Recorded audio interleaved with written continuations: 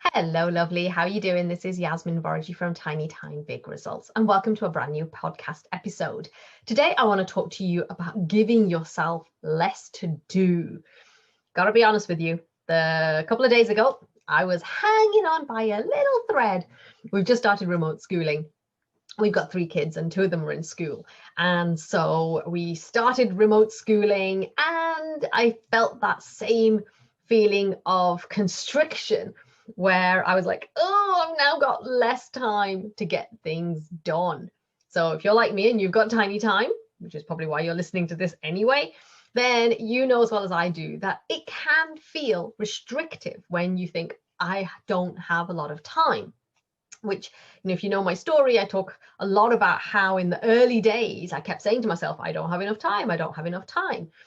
And that really inspired me to ask the question of, well, how can I do this if I don't have a lot of time? So never has that been more relevant. And for me, I suppose in my journey, I've really discovered that tiny time does not have to be a challenge. It can be an incredible opportunity. But I'm not going to sugarcoat it for you and say that it's easy. It's not. But there are things that you can do to make it a lot easier. Now, when the pandemic hit last year, I was like, okay, things have got to get even more streamlined in the business, because we were remote schooling then as well. And, there was all these other things that were going on. And so at the start of this year, when we went back into lockdown, I was like, oh my goodness, my resolve got even stronger.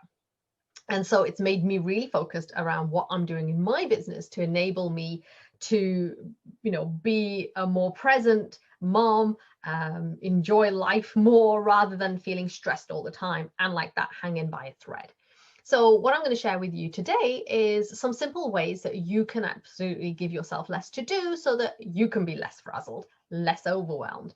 And if you're hanging on by a thread, then I really hope that this helps you too. Because the truth is, when you have got tiny time, when you've got limited time for the business, it's really important to be super, super duper luper focused. But what do you focus on? So this is the way that I do it, and this is what I would recommend that you do as well. When you're planning out your year, instead of giving yourself a huge list of projects and things and actions that you're going to be doing, give yourself less to do. Identify your top 3 to 5 priorities for the year. Okay. It could be 3 to 5 things that you're going to be looking at, particular offers, packages, programs that you're selling, services that you're offering, and you think, I'm just going to focus on these. Okay, so you might have, one of them might be to grow your audience, which is something that should be an ongoing thing anyway. You might have a particular package or program that you want to launch, and you think, okay, I want to focus my attention on that, and that's going to create the revenue opportunities for you.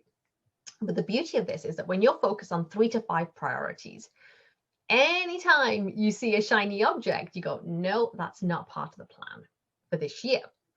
And the beauty of this is that it's not about denying or restricting yourself. It's actually about giving yourself space to expand.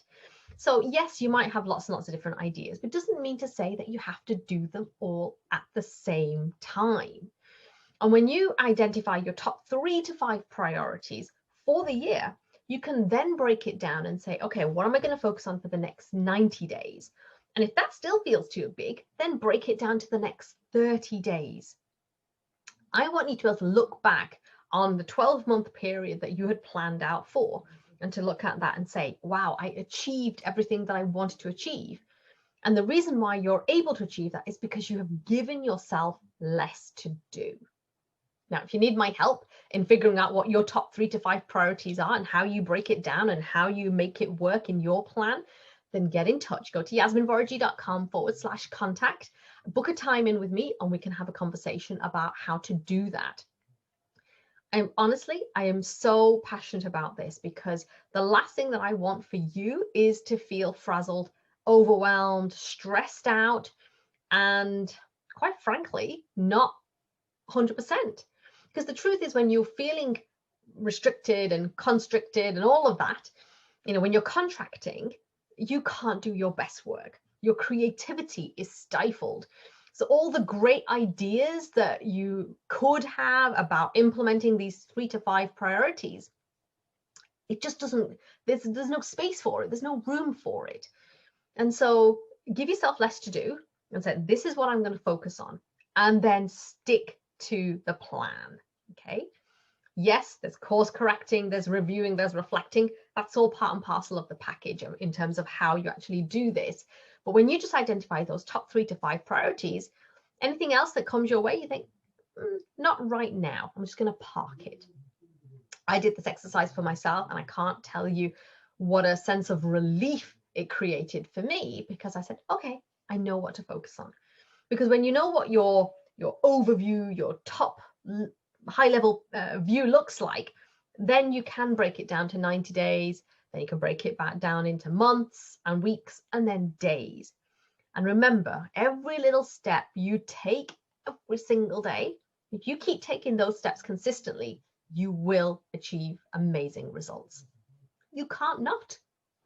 Hope that helps you today. Get in touch if you'd like me to help you with this, and I look forward to chatting with you the next time. Take care.